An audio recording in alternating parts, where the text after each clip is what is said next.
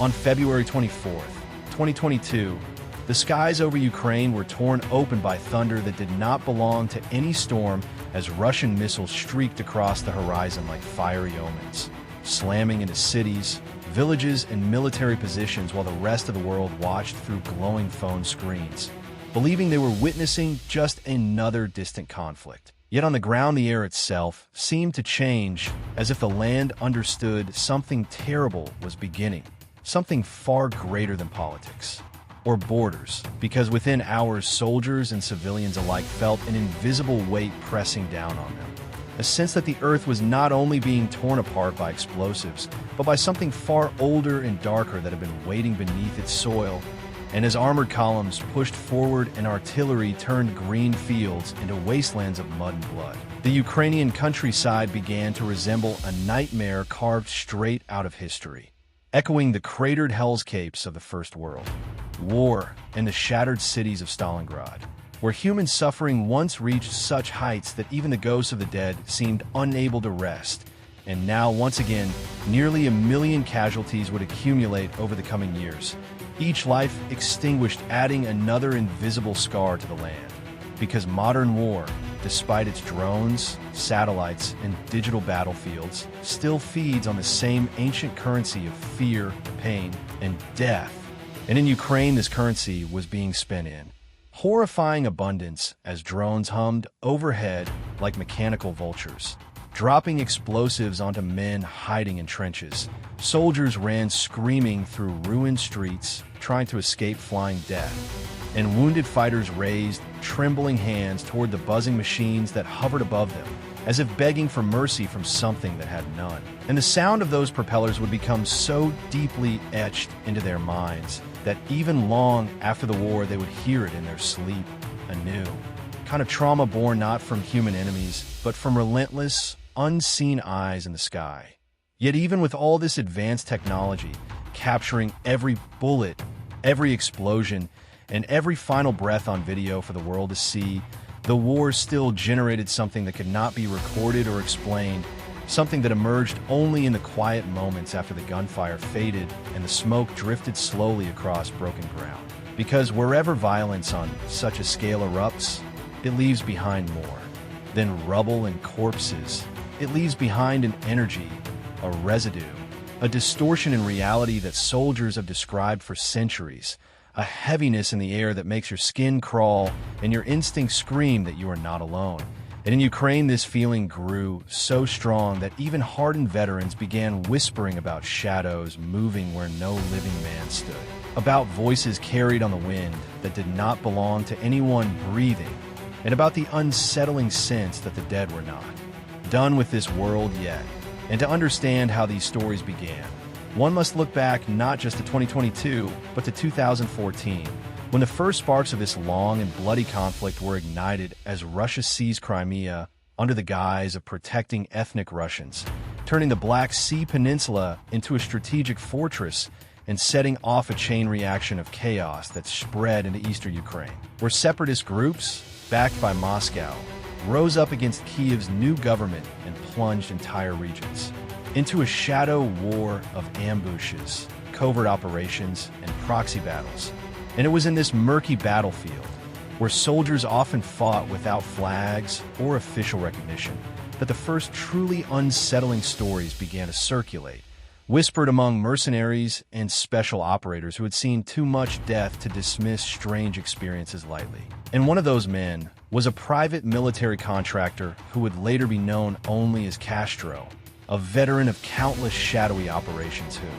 arrived in Ukraine just days after the invasion of Crimea began, stepping into a war zone that felt less like a modern conflict and more like a cursed land where the rules of reality were slowly unraveling. Because as he and his fellow contractors moved through villages scarred by shelling and forests littered with bodies, they began to notice that after every firefight the silence felt wrong, thick and suffocating, as if something unseen was lingering among the fallen. And even those who did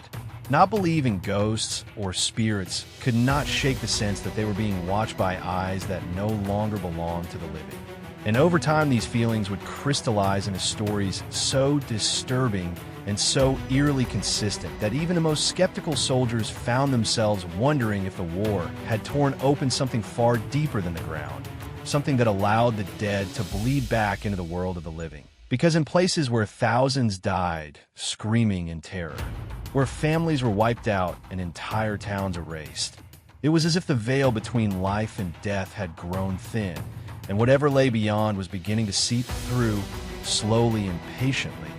waiting for the next explosion, the next ambush, the next wave of bloodshed to give it strength. And as Ukraine burned and the world watched, unaware of the darker currents beneath the surface, a new kind of battlefield was being formed. One not just of bullets and bombs, but of shadows, whispers, and restless souls that refused to be forgotten. In the early months of 2014, long before the world would come to know the full horror of the Ukraine war, a small group of Western military contractors found themselves fighting a quiet and unofficial conflict along the edges of Crimea, where no flags were worn and no victories were ever announced. And among them was a man known as Castro, whose job was to hunt down and disrupt Russian operatives working behind the scenes. But it was during one routine patrol that something far more disturbing than enemy gunfire would occur, an incident that would haunt everyone who heard about it. Because on an overcast afternoon, a platoon of 24 contractors, identified only as Patrol 62, rolled down a narrow northern road that wound through a stretch of countryside locals already feared, a place known for ambushes and sudden death.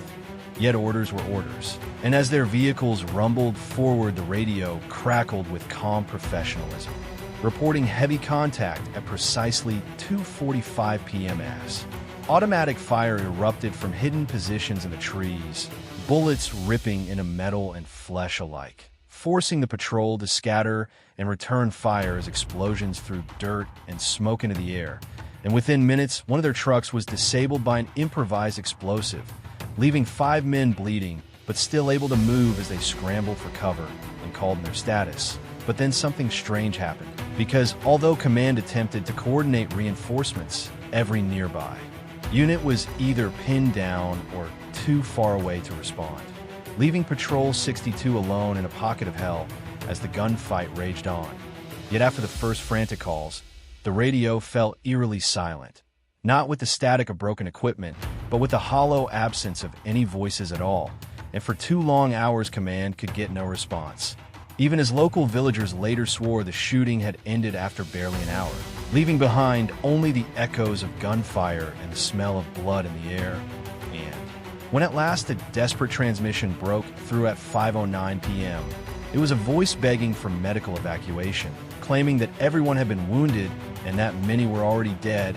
a call so chilling in its desperation that it sent a shiver through everyone listening, because by then, according to the locals, no one should have been alive. And when a quick reaction force finally arrived around 6 p.m., racing down the same cursed road, they were met not by wounded men waving for help, but by a scene of total slaughter. All 24 contractors lying motionless in the dirt and grass, some where they had fallen while firing, others curled in positions that suggested slow and painful deaths, their equipment shattered and blood soaking into the soil beneath them. Yet there was something profoundly wrong about the scene, because despite the intensity of the firefight, many of their radios were destroyed. And still that final call for help had somehow gone through long after the attackers and even the villagers had come and gone. And no one could explain who had made it, because the villagers insisted they had checked every single body and found no survivors, claiming they had even tried to save a few men but failed, leaving quickly out of fear the attackers would return. And yet that last transmission remained, frozen in time, like a ghostly echo from a moment that should not have existed, leaving Castro and others to wonder if in that place, where so much violent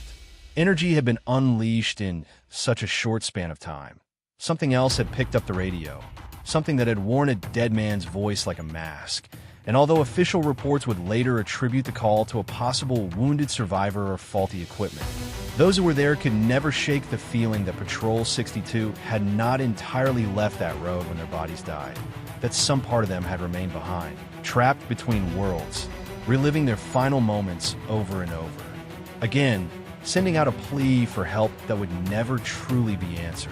And over the years that followed, As the war expanded and consumed more and more of Ukraine, other soldiers would report similar experiences, hearing voices on dead radio channels, seeing figures moving through smoke where no one should have been, and feeling unseen presences lingering near mass graves and destroyed convoys. All of it reinforcing the idea that the ambush of Patrol 62 had not been just a tragedy of war, but the opening of a doorway, a thin tear in reality created by sudden and brutal death, through which something had begun to look back at the living, waiting for more blood to spill so it could grow stronger.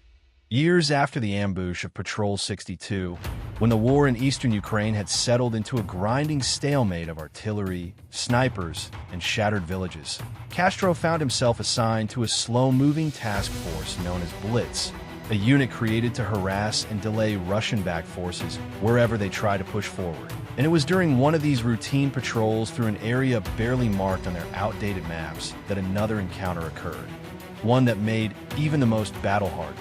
Contractors questioned what they thought they knew about life, death, and everything in between, because while moving along a lonely road through frozen countryside, the lead vehicles reported spotting a small settlement off to the east, a cluster of houses and buildings that did not appear on any of their charts, which immediately raised alarm since unmarked villages often meant ambushes, traps, or worse, and so two squads, including Castro's, were ordered to dismount and clear the area, advancing cautiously through snow and broken fences toward a place that looked strangely untouched by the fighting despite the dead bodies scattered through its streets, men and women lying as if they had simply collapsed where they stood, without any signs of gunfire, explosions, or struggle, making the entire village feel less like a battlefield and more like a graveyard abandoned by time. And as the squads moved from building to building, they found nothing alive until one team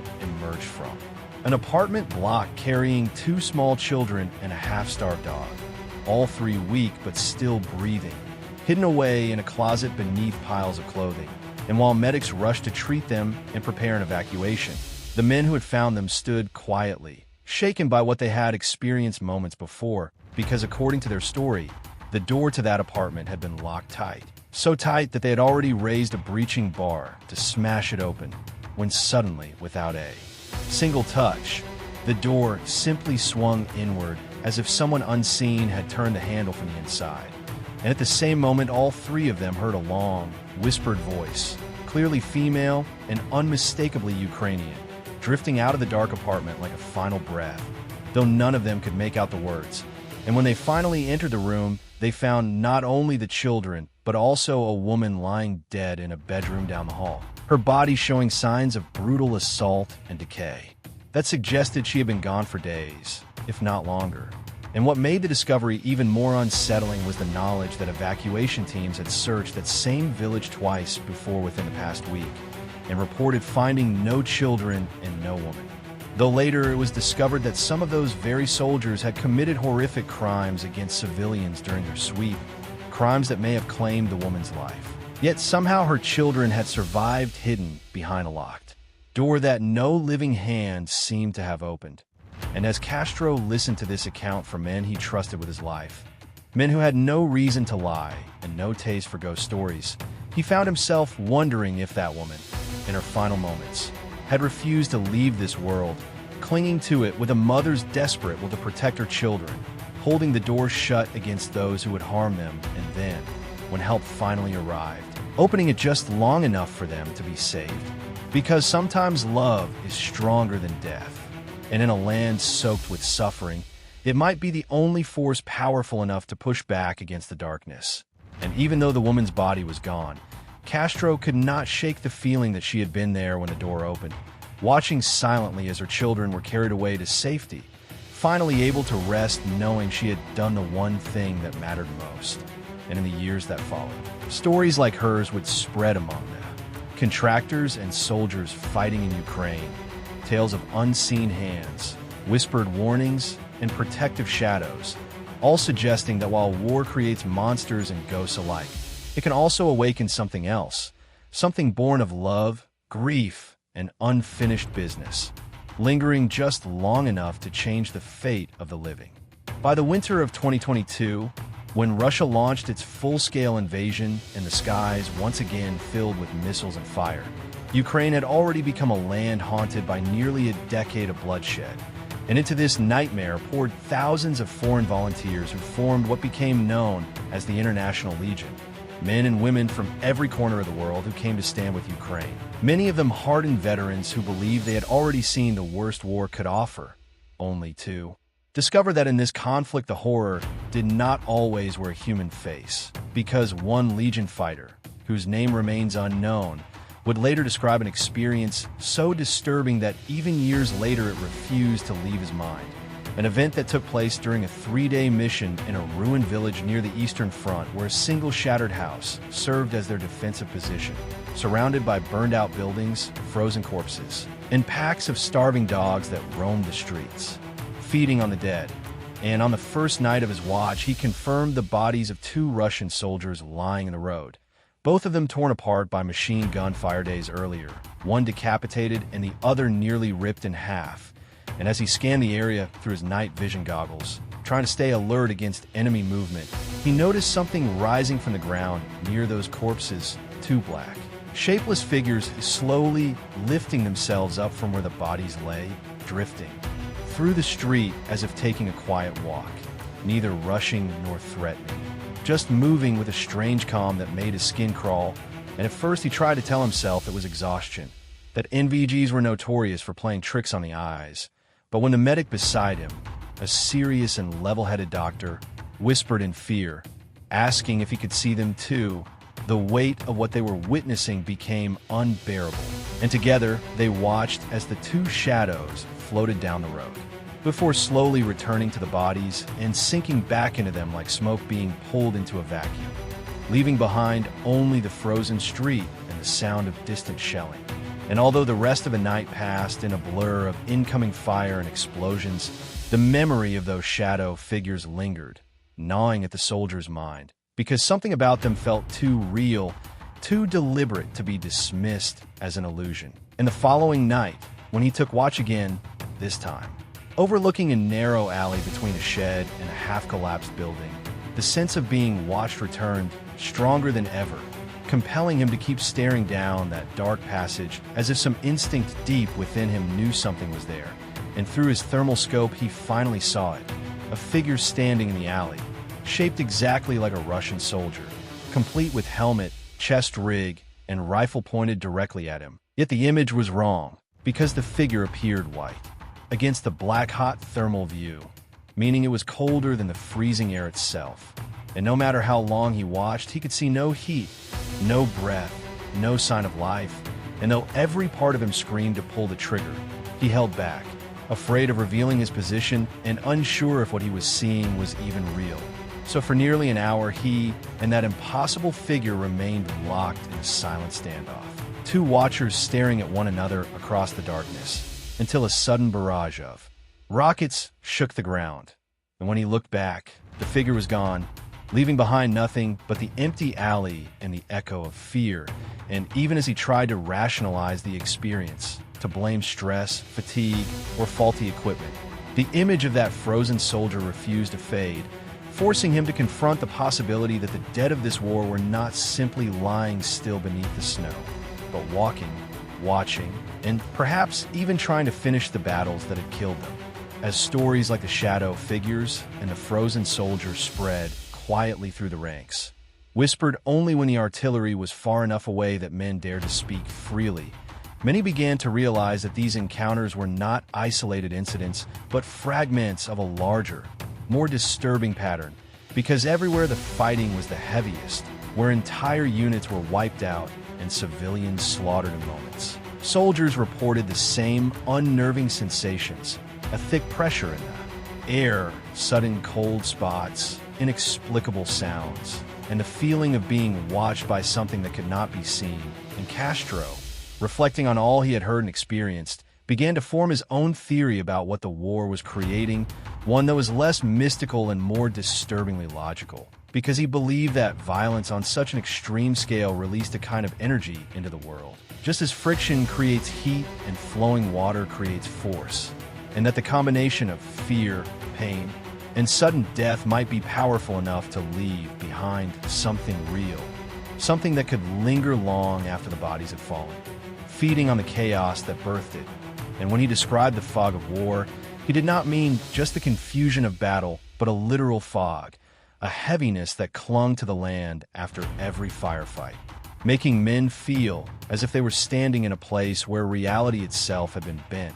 And in Ukraine, where villages were erased overnight and mass graves filled as quickly as they were dug,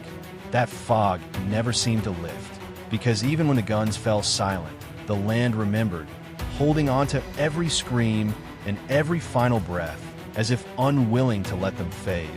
And this might explain why so many soldiers, from contractors in 2014 to legionnaires in 2022, we're seeing the same kinds of things: shadow people, voices, figures that appeared solid yet lacked any warmth or life. Because if enough death could warp the environment, then perhaps what they were witnessing were not traditional ghosts, but echoes, imprints of lives violently torn away and stamped into the fabric of the world, repeating themselves like a broken recording. And nowhere was this more evident than the most devastated areas, where even the animals behaved strangely, dogs refusing to enter certain streets, birds avoiding entire neighborhoods, and soldiers feeling an overwhelming urge to leave places that otherwise seemed quiet and safe, as if some primal instinct warned them that those grounds were poisoned by more than radiation or unexploded bombs. And yet the war continued, grinding forward day after day, creating more of these invisible scars with every missile strike and ambush. And as more people died, the phenomena only seemed to grow stronger, making it increasingly difficult for those on the front lines to separate what was real from what might be something else entirely. Because when you are exhausted, terrified, and surrounded by death, even the smallest unexplained event can feel like proof that the world has slipped out of its normal shape. And yet the consistency of these experiences, shared by men and women from different countries, backgrounds, and beliefs, made them impossible to dismiss completely, forcing many to consider the unsettling idea that war does not just destroy bodies and cities, but also tears holes in whatever boundaries separates the living from the dead. And as Ukraine's fields and towns were slowly reduced to rubble, they became something else as well, a vast, open wound in the earth through which the echoes of countless lost souls could whisper back into the world, waiting for the living to listen. As the war dragged on with no clear end in sight, those who survived long enough began to realize that the strangest part of what they were experiencing was not just that the dead seemed to linger, but that they sometimes appear to be doing something, as if driven by unfinished purpose. Because whether it was the mysterious radio call from Patrol 62, the whisper that opened the door for a mother's children, or the frozen soldier standing silently in an alley, all of these moments shared one haunting similarity. They felt intentional, not random. And for many soldiers, this raised a far more terrifying question than whether ghosts existed, which was what these restless remnants of the dead actually wanted. Because in war, people do not die peacefully. They die afraid, angry, and desperate, often with their last thoughts focused on survival, revenge, or the people they are leaving behind. And if Castro's theory about violent energy imprinting itself on the world was true, then perhaps these shadows and apparitions were not conscious spirits at all,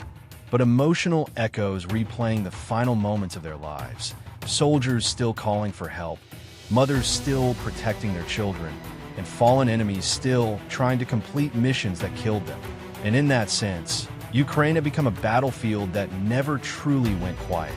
because even when the guns stopped, those echoes continued to move through the ruins, trapped in a loop of fear and duty that had no end. And this idea was both comforting and horrifying at the same time, because it meant that what the soldiers were seeing might not be malevolent demons, but fragments of human suffering so intense that it refused to fade, yet that did not make their presence any less unsettling,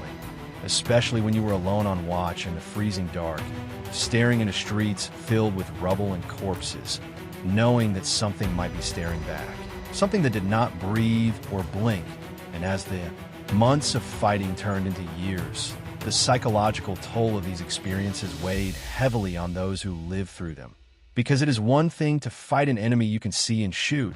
but something else entirely to feel hunted by things that cannot be touched. And some soldiers began to wonder if the dead were trying to communicate, to warn, or even to seek justice for the way they had been killed, especially in places where civilians were massacred or prisoners executed, where the cruelty of humans reached such extremes that it felt like the land itself should cry out in protest. And perhaps that was what these phenomena were, the land crying out through the shapes and voices of those who had suffered upon it, demanding to be remembered, to be acknowledged, to not simply vanish into statistics and headlines, because in a war measured in numbers, 1 million casualties, thousands of destroyed homes, entire cities erased, it is easy for individual lives to become abstract. But these stories force those still alive to confront the reality that every single death left behind something unfinished, something unresolved, and whether you believe in the supernatural or not, the effect was the same. It changed how people moved through the battlefield, making them more cautious, more aware, and sometimes more afraid of the silence than of the noise, because in Ukraine, silence was when the dead were most likely to make themselves known. One day, no matter how long it takes, the guns in Ukraine will finally fall silent. The drones will stop buzzing overhead, and the skies will no longer glow with the light of distant explosions. Yet when that day comes, the land will still remember everything that happened upon it, because war does not simply end when the fighting stops. It lingers in the soil, in the shattered buildings, and in the minds of those who survived. And for the people who fought in this conflict and witnessed things, they could not explain that lingering will be more than just memories. It will be a collection of unanswered questions about what they saw in the dark and what followed them through the ruins. Because even after cities are rebuilt and families try to piece their lives back together, there will always be places where the air feels heavy, where footsteps echo when no one is there, and where shadows seem to move just a little too slowly to belong to the living. And perhaps that is because in Ukraine, as in every great war before it, so many lives were taken so suddenly and violently that not all of them found their way out, leaving behind imprints of who they were and what they were trying to do in their final moments. Whether it was a soldier calling for help on a dead radio, a mother opening a door for her children, or an enemy still watching his last target from beyond the grave. And as much as people may want to forget, to move on, and to leave the horror behind, the truth is that the dead do not disappear so easily, because they exist not only as bodies in the ground, but as stories, as pain, and as echoes that refuse to fade. And even if every supernatural explanation is stripped away, what remains is still just as haunting. The knowledge that millions of people were thrown into a nightmare where fear, love, rage, and despair all collided in the same moment, creating experiences so intense that they became etched into the minds of those who lived through them. And that alone is enough to make the war feel haunted. Because when you walk through a place where so many have died, you cannot help but feel their absence as a presence, a quiet reminder that life is fragile and that violence leaves scars far deeper than craters. And perhaps that is what the soldiers in Ukraine were really encountering. Not ghosts in the traditional sense, but the weight of human suffering so heavy that it took on a form of its own, something that followed them through the fog and the ruins, whispering that nothing, not even death, truly ends in a place where so much has been lost. And so when the war finally becomes history and the world turns its attention elsewhere, Ukraine will still carry these shadows within it, a land forever marked by the lives that were lived, the lives that were taken, and the mysteries that were left behind in the long, dark silence after the last shot was fired.